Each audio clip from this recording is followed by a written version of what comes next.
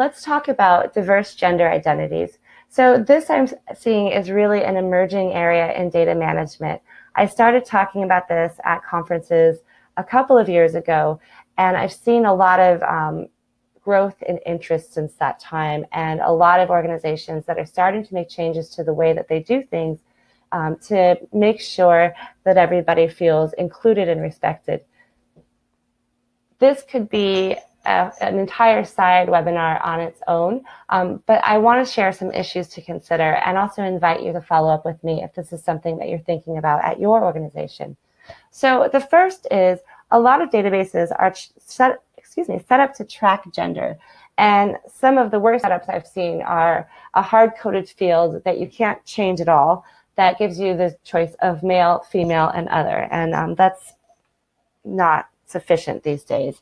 As transgender individuals have become more visible, a lot of us have started to realize, oh my gosh, there's a whole bunch of people that aren't being included in the way that we've traditionally done things. And at this point, there are many different genders that are recognized. And the first question I would ask myself if I were tracking gender in my database is, do I need this? Why do I need this information? What will I be doing with this? And for most nonprofit organizations I've worked with, it's actually not important. I've talked with some organizations that are like, well, I want to understand a little bit more about this person's identity, who they are. And in that case, I suggest tracking their pronoun. A lot of us have probably seen that at some events or in people's email signatures, they've started to share the pronoun that I use is, and it might be she and her, it might be he and him, it might be they and them, or it may be yet another, there are dozens of alternate pronouns out there. So if you do feel like you need to track something that's related to someone's gender identity, I'd really recommend tracking pronoun instead. But that as well may not be necessary. And if it's not, skip it. And I think that's a really good theme in general for data management, is really think, how is this information relevant? What am I going to do with it? Why do I need it? Because if it's not relevant, if you're not going to use it, and it's just filling out a field on your database because it happens to be there, that's just more information to manage, when really let's focus on the most critical data points and do a really great job of keeping them clean and accurate, rather than spreading ourselves thin over a bunch of data points that we're actually not going to use.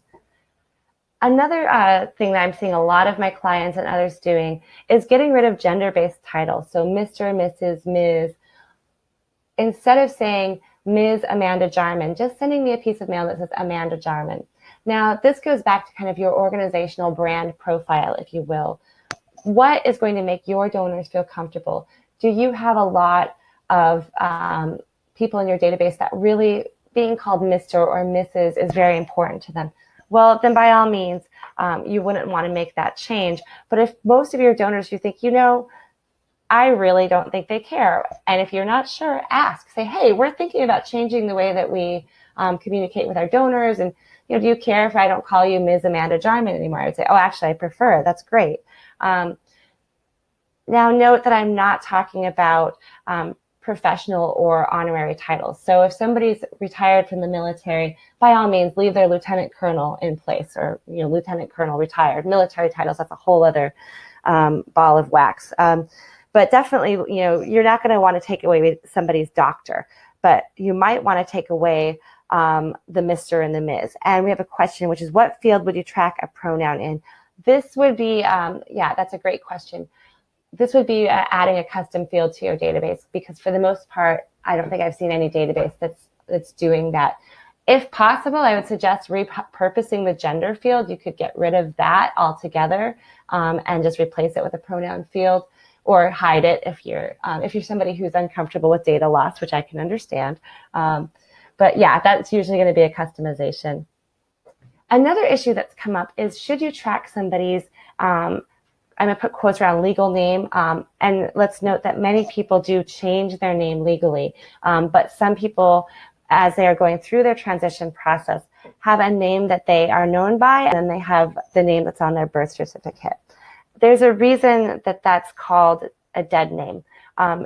It's not a respectful way to address somebody who has gone through a gender transition or who is going through a gender transition. So unless you have some contractual or legal or medical responsibility to track somebody's legal name, simply don't do it. The risk of accidentally addressing that person in the wrong way, and the risk of exposing them as a transgender individual when that's really their business and only their business to share, is simply too great. And I've had some people say, well, it would make it easier for us to do research. And I say, yes, but the privacy and respect concerns outweigh our desire to be able to do research about this person. The other thing I'll mention on this list of issues to consider, gender neutral relationships. This is, to me, kind of a no-brainer because it makes your data management easier. Instead of coding somebody as this is brother and sister or brother and brother, just call them siblings. Use parent and child instead of father and son. So one of the things I actually like about kind of degendering your database, I heard that term and I thought it was great. What I like about it is it actually makes your data management easier, which is pretty cool. And of course, we'd want to do it anyway, just because we do want to be inclusive and we want to be respectful. But the fact that we can be inclusive and respectful and make our data management easier is fantastic. For more tips on how to be awesome at donor data management, please visit fundraisingnerd.com.